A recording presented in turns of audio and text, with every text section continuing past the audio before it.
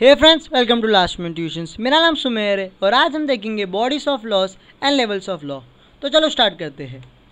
Bodies of law का सबसे पहला लॉ है क्रिमिनल लॉ। भाई ये लॉ बनाया गया था, समझो फॉर एग्जांपल अपनी सोसाइटी को बचाने के लिए, और जो भी क्रिमिनल्स है उनको भाई ये पनिशमेंट करने के लिए। अगर आप बंदा ज़्यादा कांड कर रहा है तो उसको जेल में डाल देंगे ताकि जिस बंदे पे उसने हमला किया वो सेफ़ रह सके, उसको ना रिस्क हो। और उससे भी अगर वो ज़्यादा कांड कर रहा है तो सीधा उसको फांसी दे दो। तो ये था क्रिमिनल लॉ। तो भाई इसमें कुछ टर्म्स है जो अपने को पहले देखनी पड़ेगी। पहला टर्म है उसमें कंप्लेंट। कंप्लेंट मतलब कौन सा बंदा कंप्लेंट कर रहा है, जो बंदा रिपोर्ट लिखा रहा है वो कंप्लेंट आती है। दूसरा आता है डिफेंडेंट।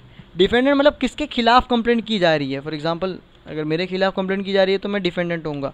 तीसरा है अपना पेनल्टी, मतलब जो मांडवली करने के लिए जो पैसा भी भरा जाता है, सामने वाले का जो नुकसान हुआ है उसको कहते हैं पेनल्टी।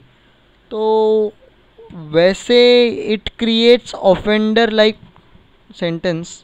चलो आगे देखते हैं इसमें और क्या बताया गया है कि भाई जो क्रिमिनल लॉ है उसमें कम से कम सज़ा से लेकर लास्ट से लास्ट तक कौन सी सज़ा है अभी वो इसमें बताई गई है। तो चलो देखते हैं वो क्या होती है। सबसे पहली सज़ा होती है वार्निंग साइटेशन। वार्निंग साइटेशन मतलब आपको पुलिस वाला वार्निंग देके छोड़ देगा छोटे मोटे कांड के लिए। दूसरा होता है भाई citation that impose to a fine, मतलब अगर आपने कोई ट्रैफिक रूल तोड़ा है या फिर समझो टीसी में ही पकड़े गए ट्रेन में, तो भी एक साइटेशन है जहाँ साला 100-150 लेके छोड़ता है, तो एक फ़ाइन भरना पड़ता है, वो साइटेशन है। तीसरा है अपना कंपेंसेशन और सेटलमेंट। कंपेंसेशन और सेटलमेंट यानी अगर मैं सामने वाले का कुछ नुकसान करा रहा हूँ या सामने वाले की मैंने सामान चीज़ें वीज़ें फोड़ दिए तो मेरे को उसके पैसे भरने पड़ेंगे यार, तभी मेरे को उस मीन्स लॉ से छुटकारा मिलेगा। उसके बाद आ जाता है अपना तीसरी तो हो गई, चौथी सज़ा है अपनी कम्युनिटी सर्विस और एडमिनिस्ट्रेटर। अगर आपने स्टेप अप मूवी देखी रहेगी ना तो उसमें क्या यहाँ पे तो बहुत कम होता है, फॉरेन में ये सज़ा दी जाती है कि अगर कुछ कांड कर रहे हो, अगर किस हिस्से में समझो मैंने किसी स्कूल का सामान तोड़ दिया तो स्कूल में मुझे 1 महीना वहाँ का झाड़ू मारना पड़ेगा या फिर चपरासी का काम करना पड़ेगा मिस, या फिर किसी चैरिटी फंड में मुझे काम करना पड़ेगा। तो ऐसी सज़ा भी फॉरेन में दी जाती है। इंडिया में तो ऐसी कोई सज़ा मेरे को नहीं पता होगी, लेकिन मैंने तो नहीं सुनी। फिर पाँचवा है प्रोहिबिशन, मतलब इस बंदे को रोका जाएगा कि तू देख, जैसे अगर आप पिक्चरों में देखते हो जैसे ही कोई बंदा केस में आता है उसको क्या बोलते हैं, आप फॉरेन नहीं जा सकते, आपके पासपोर्ट जब्त हो जाते हैं। उसी तरह से कोई कोई बंदे को कंप्यूटर यूज़ करने का मना होता है और किसी किसी को तो बोलता है भाई हर हफ्ते आके इधर हाजिरी दे के जाना, मतलब प्रेजेंट ही पुलिस में, तो वो होता है प्रोबेशन। उसके बाद आ जाता है कन्फाइनमेंट इन प्रिजन। ये पहला कन्फाइनमेंट है। कन्फाइनमेंट मतलब जेल में डाला जा रहा है लेकिन कुछ दिनों के लिए या फिर कुछ महीनों के लिए। दूसरा एक और है कन्फाइनमेंट इन प्रिजन जहाँ पे आप सालों के लिए डाले जाते हो या ज़िंदगी भर के लिए। एंड द लास्ट सज़ा is penalty to death.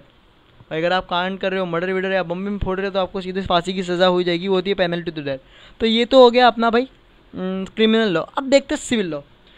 Civil law क्या कहता है पता है, ये एक सेटलमेंट है दो डिसएग्रीमेंट पीपल के बीच में। मतलब बीच में कांड हो गया था ना, पटेल लड़ लिया था अपना गवर्नमेंट से कि हम लोग को भी ये हक चाहिए, तो वो क्या, वो हो गया सिविल लॉ। इसमें क्या होता है पता है भाई, समझो बंदा है अगर वो हार भी जाए तो उसको क्या सज़े में, ऐसा नहीं कि जेल में डाला जाएगा, जब तक उसने कोई गवर्नमेंट का मीन्स गवर्नमेंट का रूल्स या रेगुलेशन या क्रिमिनल लॉ नहीं तोड़ा हो तब तक उसको जेल में नहीं डाल सकते।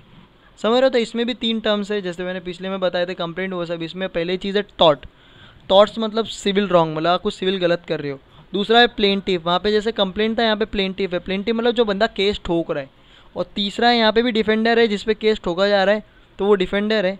फिर यहाँ पे अगर जेल में नहीं डाला जाता तो क्या किया जाता है, तो भाई 2 टाइप के ऑर्डर दिए जाते हैं, दोनों में से एक ये बंदे पे लागू होता है। पहला ऑर्डर आता है कि तेरे को पे करना पड़ेगा, और पे भी 2 पेमेंट करता है। पहला होता है वो पहली पे होती है उसकी कंपेंसेटरी पे। कंपेंसेटरी पे मतलब उसका जो भी नुकसान हुआ है, समझ रहे हो क्या, जो वो एक्सपेक्ट कर रहा है वो पे से करने का।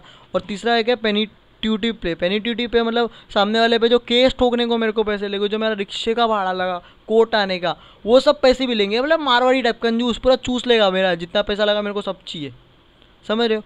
दूसरा ऑर्डर होता है कि भाई उसमें ये ऑर्डर में सामने वाली पार्टी को जिस पे केस ठोका गया उस पर कंपल्सिव कुछ ऑपरेशन उनको परफॉर्म करने कहते हैं, मीन्स कुछ चीज़ें परफॉर्म करने कहते हैं। फॉर एग्जांपल उनको या तो करने कहेंगे या मना करने कहेंगे। फॉर एग्जांपल एक ऑर्गेनाइजेशन को मना कर देते हैं कि अगली बार तूने अगर इस बंदे को मैसेज भेजा या ईमेल भेजा तो बेटा तेरी वाट लगा दूंगा मैं। और अगर ये सामने वाली पार्टी ने मीन्स ये इग्नोर कर दिया तो फिर उसकी धज्जियाँ उड़ सकती है, फिर उस पर गवर्नमेंट का क्रिमिनल लॉस भी लगेंगे। क्रिमिनल लॉस यानी केस भी ठोका जाएगा।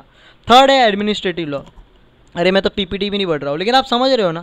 थर्ड आ गया अपना एडमिनिस्ट्रेटिव लॉ। एडमिनिस्ट्रेटिव लॉ मतलब क्या, ये लॉज है ना सिविल और जो अपना दूसरा है अपना क्रिमिनल लॉ। क्रिमिनल और सिविल लॉ के बहस में इसको तो वो गिनता ही नहीं है।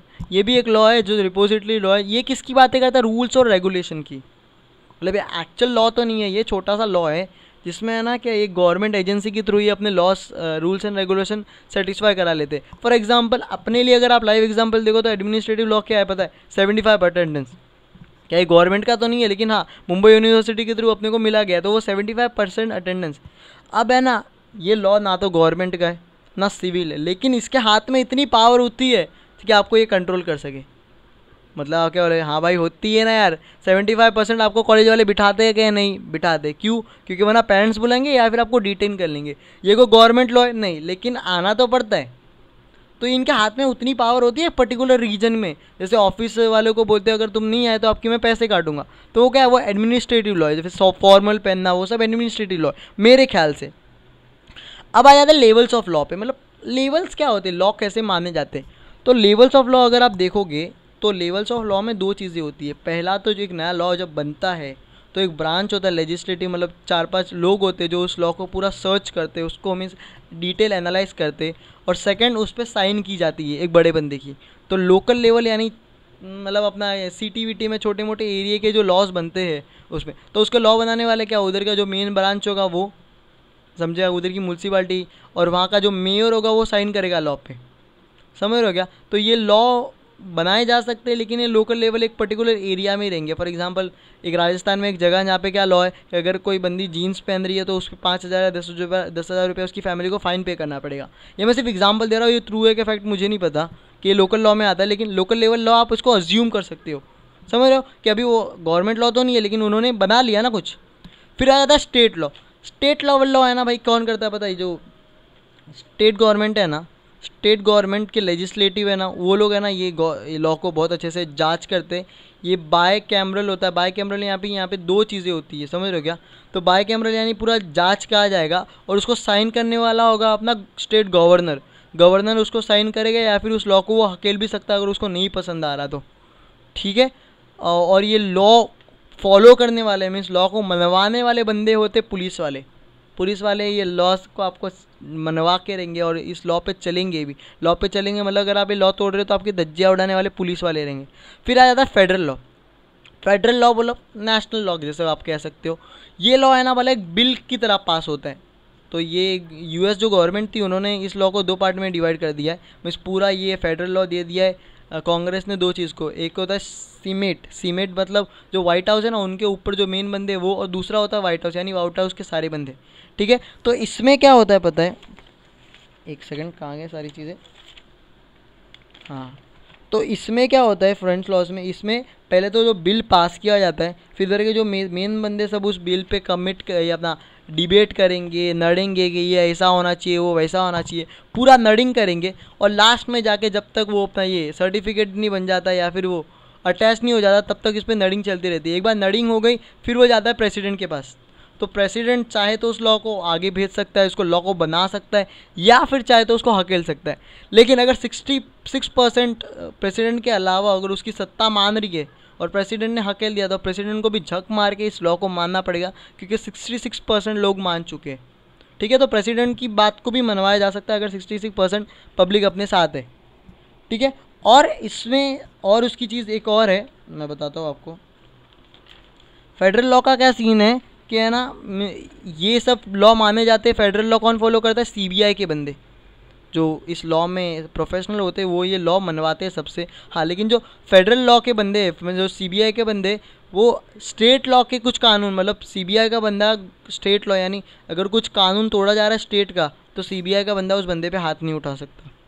समझ रहे हो क्या? तो ये उनका कुछ चीज़ें हैं, ये कुछ लॉज है।